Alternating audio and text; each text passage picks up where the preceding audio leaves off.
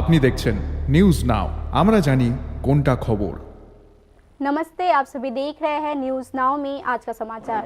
Indian space research organisation ने अपने खुद का स्पेस स्टेशन बनाने और संचालित करने के लिए एक कदम आगे बढ़ाया है। सोमवार को इसरो ने मिशन स्पेसएक्स की सफलता पर अपना खुद का स्पेस स्टेशन बनाने की ओर एक कदम आगे बढ़ाया है।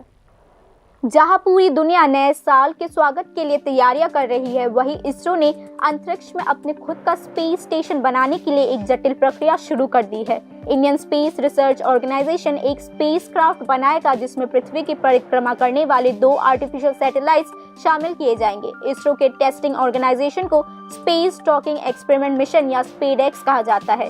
स्पेस साइंटिस्ट का दावा है कि पृथ्वी की कक्षा में एक गोली से भी 10 गुना तेज गति से चलने वाले 2 आर्टिफिशियल सैटेलाइट्स को कवर करने वाला स्पेसक्राफ्ट बनाना जितना मुश्किल है उतना ही चुनौतीपूर्ण भी है। इसरो 1 दशक से अधिक समय से लगातार इस विषय पर शोध कर रहा है।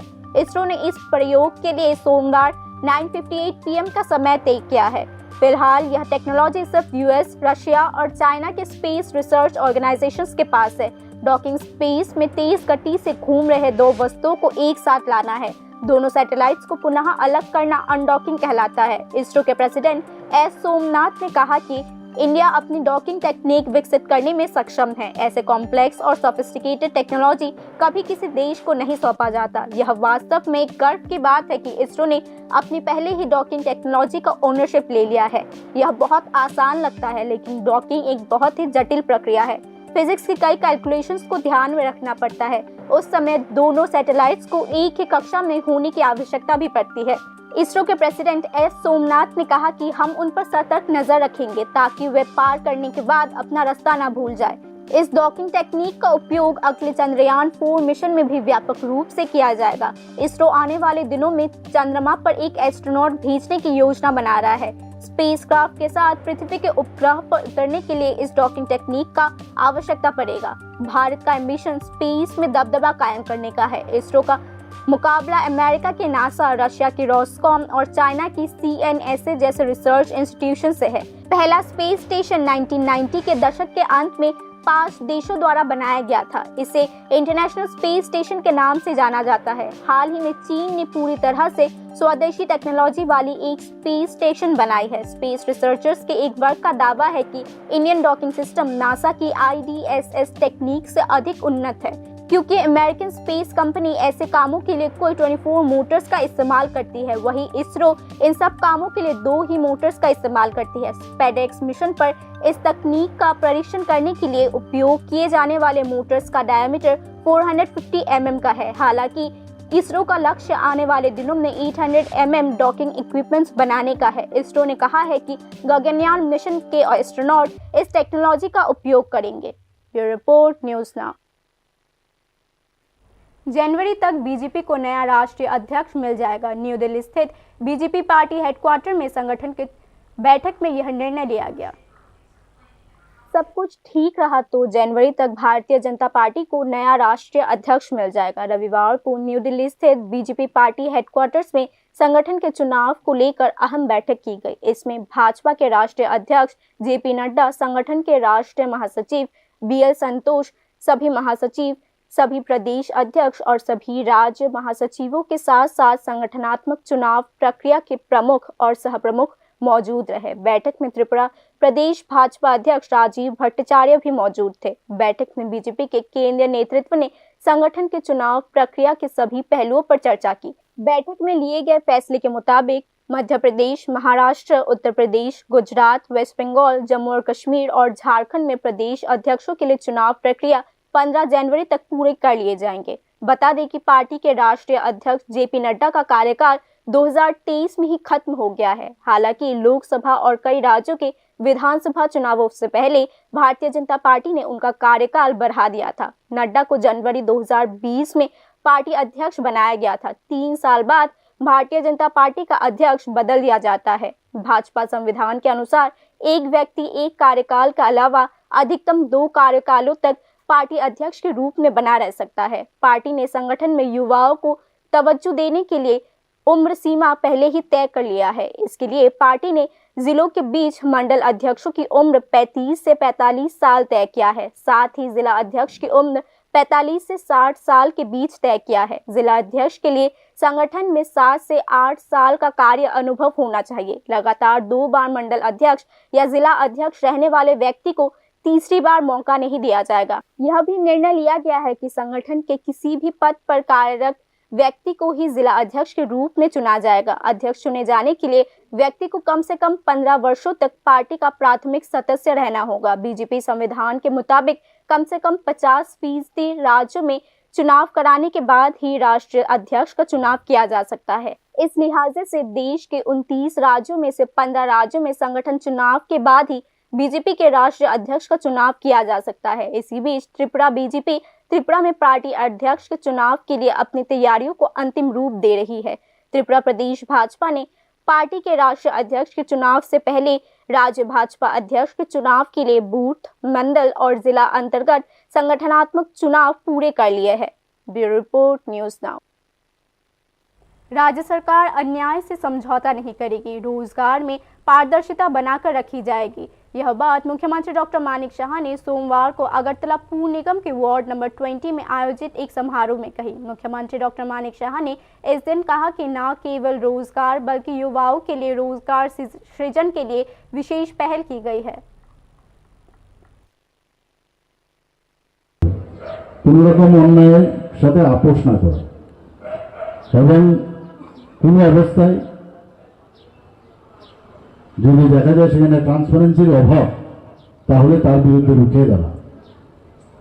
আমাদের ত্রিপুরাতে আমরা যা করছি সেখানে আজকে চাকরির বিষয় হোক যে কোনো বিষয়ে স্বচ্ছতার সাথে আমরা কাজ করছি। ভারতীয় জনতা পার্টি কেন্দ্রীয় সরকারই হোক এবং আমাদের এনডিএ পার্টনার যেখানেই হোক আমাদের সরকার সবসময় চেষ্টা করে স্বচ্ছতার মাধ্যমে চলা, কারণ যখনই স্বচ্ছতা থাকবে তখন মানুষের আস্থাও বাড়বে।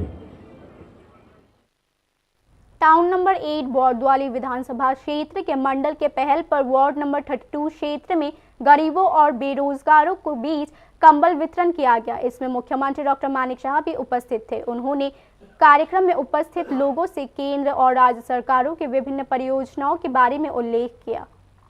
बौरद्वाली सेंटर में कंबल वितरण समारोह में उपस्थित सभी लोगों से मुख्यमंत्री ने कहा कि लोगों से संबंध स्थापित करना महत्वपूर्ण है। एक त्रिपुरा श्रेष्ठ त्रिपुरा के निर्माण के लिए केंद्र और राज्य सरकारों की पहल के तहत विभिन्न योजनाएं विकसित की जा रही है। मुख्यमंत्री डॉक्टर मानिक शाह ने कहा कि बेरोजगार एवं उद्यमशाली युवाओं के रोजगार के लिए विभिन्न औद्योगिक नीतियां एवं निवेश नीतियां लाई जाएंगी। मुख्यमंत्री ने आर्थिक प्रगति का जिक्र करते हुए कहा कि राज्य की जीडीपी पहले की तुलना में कई गुना बढ़ी है और राज्य की प्रति व्यक्ति आय लगभग 1,77,000 से अधिक की हो चुकी है। समग्र विकास की बात करें तो टूरिज्म, एग्रीकल्चर, ट्रांसपोर्ट और लॉ एंड ऑर्डर की दृष्टि से राज्य का विकास हुआ है।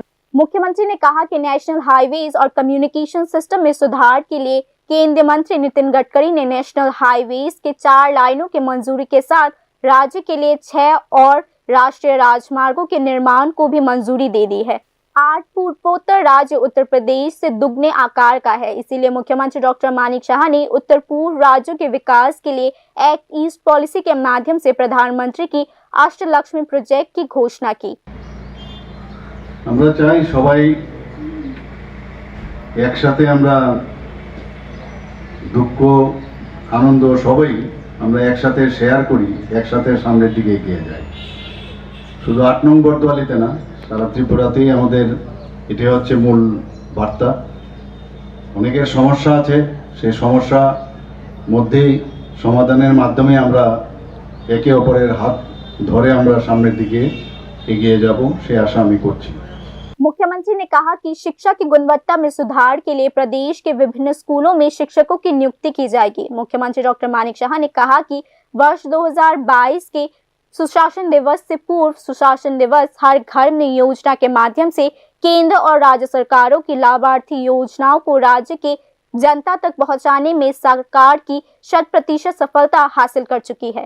সেদিন যখন আমাদের যশস্বী গৃহমন্ত্রী শ্রী অমিত শাহজি এসেছিলেন, আমার তো জানা ছিল না, উনি বলছেন নর্থ ইস্ট এই যে অষ্টলক্ষ্মী পুরো উত্তর প্রদেশের 2 গুণ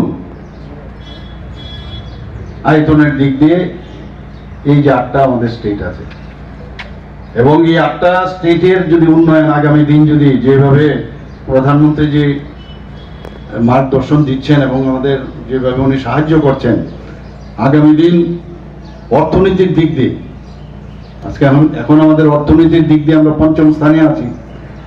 3য় স্থানে আসতে গেলে তার উদয় কিন্তু এই নর্থ ইস্ট থেকে শুরু হবে, সেটা উনি বলেছেন।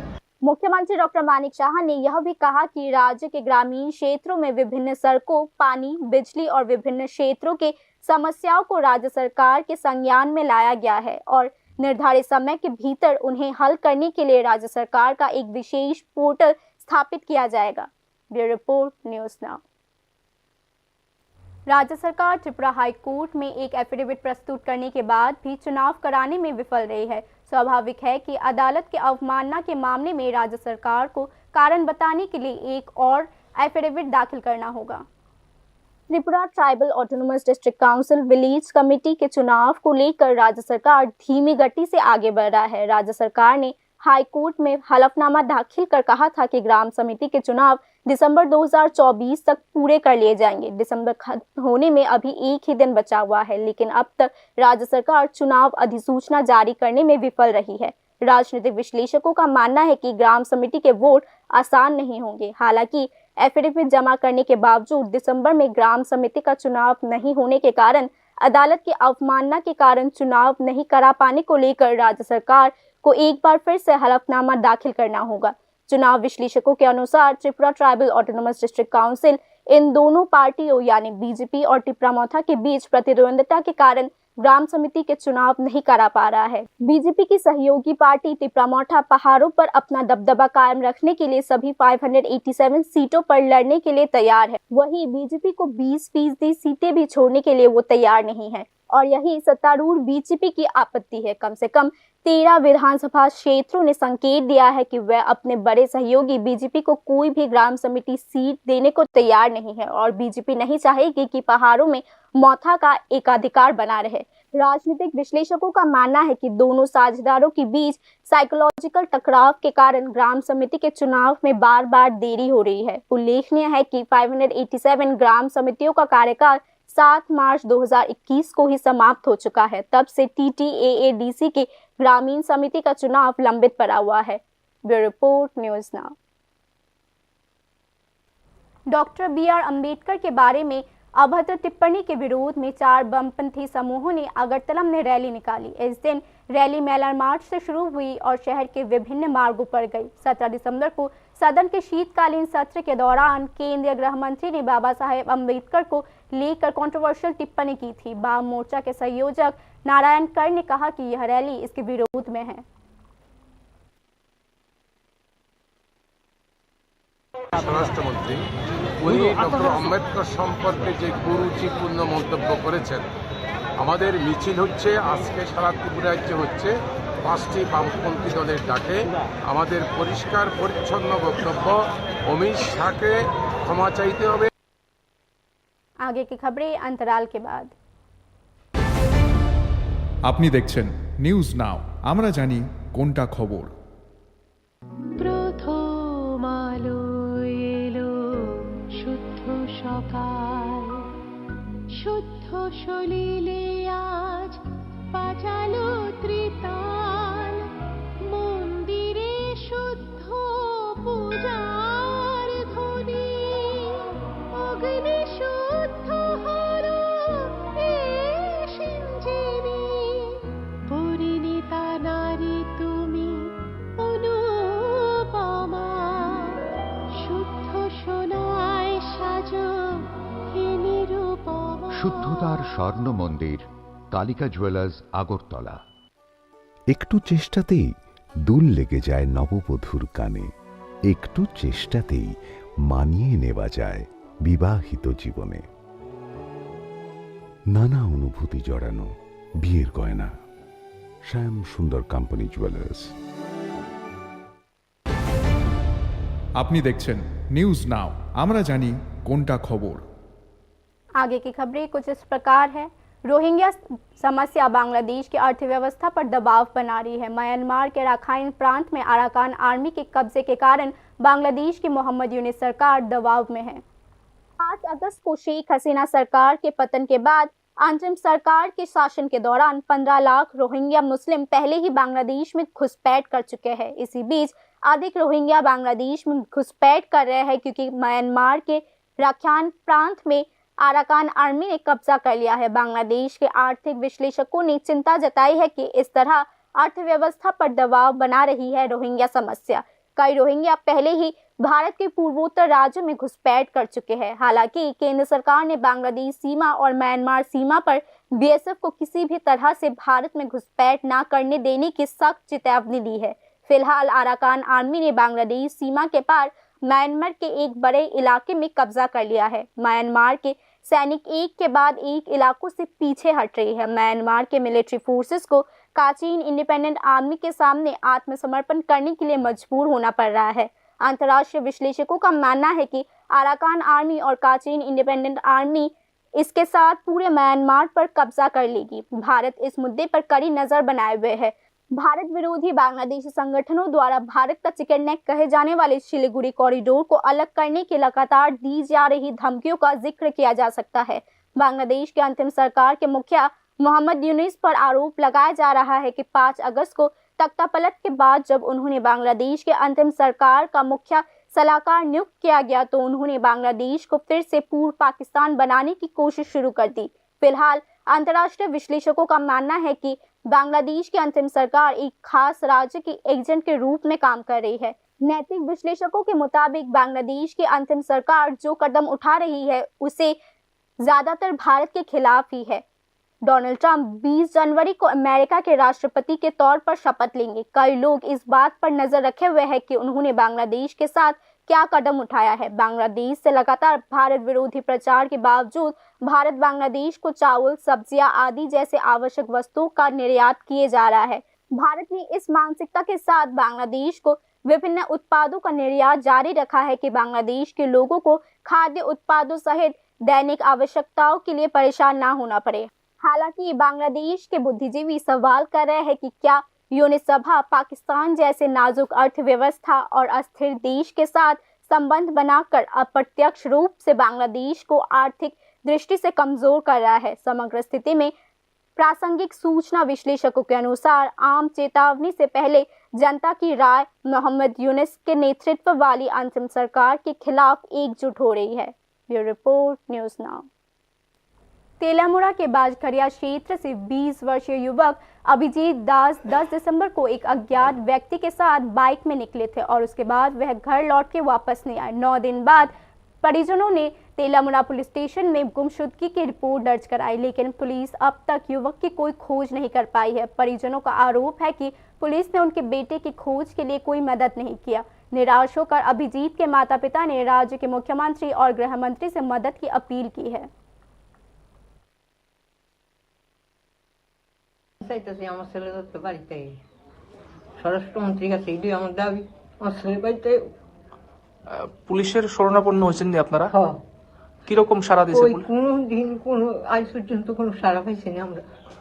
তেলিয়ামুড়া থানা নেই এটা? হ্যাঁ, তেলিয়ামুড়া থানা। তেলিয়ামুড়া থানা পুলিশের ভূমিকাটা কি করবেন, ভালো না খারাপ? খারাপ, খুব খারাপ। কই আমরা এটা কিছু করতেছে না। একটা ছেলে বাড়িতে নাই, এর কাছে গেলাম সাহায্য লেগে তো कोई आराम किच्छु करছে না। सोमवार सुबह अगरतला के शहीद Bhagat Singh youth housing stadium में आयोजित एनसीसी के एक भारत श्रेष्ठ भारत कैंप का उद्घाटन करते हुए राज्यपाल इंद्रसेना रेड्डी नल्लू ने कहा कि एनसीसी कैंप विभिन्न राज्यों की भाषा, परंपरा, आपसी भाईचारे का मंच है। एक भारत श्रेष्ठ भारत, भारत की विविध संस्कृति और एकता को उजागर करने के लिए प्रधानमंत्री नरेंद्र मोदी का एक अनूठा प्रयास है। नेशनल कैडेट कॉर्प्स या एनसीसी कैंप विभिन्न राज्यों की भाषा, परंपरा, आपसी समझ का मंच है। राज्यपाल इंद्रसेना रेड्डी नल्लू ने सोमवार सुबह अगरतला के शहीद Bhagat Singh youth housing stadium में आयोजित एनसीसी के एक भारत श्रेष्ठ भारत शिविर का उद्घाटन करते हुए यह बात कही। इस एनसीसी कैंप का आयोजन उत्तर पूर्व के एनसीसी के डायरेक्टर्स ऑफिस और 13 एनसीसी त्रिपुरा बटालियन द्वारा किया जा रहा है। राज्यपाल इंद्रसेना रेड्डी नल्लू ने कहा कि ऐसे शिविरों के माध्यम से राष्ट्रीय एकता का विकास हुआ, भाईचारे की भावना उजागर हुई, जिसने महान भारत के निर्माण की परंपरा रखी। यह शिविर कैडेट्स को हमेशा देश को आगे बढ़ाने के लिए प्रोत्साहित करेगा। इस शिविर में दिल्ली, वेस्ट बंगाल, सिक्किम, त्रिपुरा, मणिपुर, असम, नागालैंड, मिजोरम और मेघालय के लगभग 500 एनसीसी कैडेट्स ने भाग लिया। Bureau report, news now. रविवार देर रात उदयपुर से अगरतला जीबी हॉस्पिटल जाने के रास्ते में स्वादगंज के लोनाथाईचारा इलाके में एक यात्री बस की टक्कर से एम्बुलेंस में सवार 4 पेशेंट्स गंभीर रूप से घायल हो गए। घायलों में दिलीप दे, दीपंकर दे, बीना दे पोद्दार और सीमापाल दे शामिल है। बस की स्पीड को लेकर अब कई सवाल उठाए जा रहे हैं। इस प्रकार की वाहन दुर्घटनाएं लगभग हमेशा सुनसान सड़क पर तेज गति से गाड़ी चलाने के कारण होती है। अब देखना यह है कि इस इवेंट के बीच इसे बचाने के लिए राज्य सरकार क्या भूमिका निभाती है। मेलबर्न टेस्ट में भारत ऑस्ट्रेलिया से 184 रनों से हार गई। वहीं अब टीम इंडिया का आईसीसी वर्ल्ड टेस्ट चैंपियनशिप में खेलना मुश्किल हो चुका है। मेलबर्न में ऑस्ट्रेलिया के खिलाफ वनडे टेस्ट में भारत को कड़ी हार का सामना करना पड़ा है। सोमवार को मैच के 5वें दिन टीम इंडिया को 340 रनों का लक्ष्य मिला, लेकिन मेजबान ऑस्ट्रेलिया ने यह मैच 185 रनों से जीत लिया और सीरीज में 2-1 की बढ़त ले ली। सबसे खास बात यह है कि इस जीत से यह सुनिश्चित हो चुका है कि ऑस्ट्रेलिया बॉर्डर गावस्कर ट्रॉफी नहीं हारेगा। मेलबर्न में खेले गए टेस्ट मैच में ऑस्ट्रेलिया ने अपने पहली पारी में 474 रन्स बनाए। जवाब में टीम इंडिया ने 379 रन्स बनाए। ऐसे में टीम इंडिया 105 रन से पीछे रह गई। फिर ऑस्ट्रेलिया ने दूसरे पारी में 234 रन्स बनाए। जीत के लक्ष्य के पीछा करते हुए भारतीय टीम दूसरे पारी में 155 रन ही बना सकी। तीसरे सेशन में भारत ने 20.3 ओवर्स में 34 रन्स बनाते हुए आखिरी 7 विकेट गंवा दिए। मेलबर्न में जीत के साथ पैट कमिंस की टीम ने 5 टेस्ट मैच की सीरीज में 2-1 की बढ़त ले ली है। सिडनी में अंतिम टेस्ट 3 जनवरी से शुरू होगा। ऑस्ट्रेलिया ने बॉर्डर गावस्कर ट्रॉफी पर कब्जा करने की अपनी संभावनाएं मजबूत कर ली है। दूसरी ओर भारत के पास अब ऑस्ट्रेलिया में टेस्ट सीरीज जीतने की हैट्रिक का मौका नहीं है। इतना ही नहीं, ऑस्ट्रेलिया ने आईसीसी वर्ल्ड टेस्ट चैंपियनशिप के फाइनल की ओर एक बड़ा कदम भी बढ़ाया है। बता दें कि साउथ अफ्रीका पहले ही फाइनल में जगह पक्का कर चुका है। आईसीसी टेस्ट चैंपियनशिप अंक तालिका में ऑस्ट्रेलिया दूसरे स्थान पर है। 16 टेस्ट खेलने के बाद ऑस्ट्रेलिया की सफलता दर या अंकों का प्रतिशत 61.46 रहा। भारत के मामले में यह घटकर 52.78 हो चुका है। अगर भारत सिडनी टेस्ट जीतती है तो यह अधिकतम 55.26% ही हो पाएगा, लेकिन क्रिकेट विश्लेषकों का मानना है कि फाइनल में पहुंचने के लिए यह काफी नहीं होगा। हालांकि भारत की उम्मीद संख्या के नियम पर टिका रहेगा। ऐसे में दुआ करना होगा कि ऑस्ट्रेलिया श्रीलंका में 2 टेस्ट मैच की सीरीज कम से कम 0-1 से हारे। नतीजतन सिडनी में टेस्ट भारत जीत भी जाए तो निश्चित नहीं हो पाएगा। श्रीलंका बनाम ऑस्ट्रेलिया सीरीज का इंतजार करते रहना होगा। Bureau report, news now. बाकी की न्यूज़ अपडेट्स के लिए देखते रहिए न्यूज़ नाउ। शुभ रात्रि।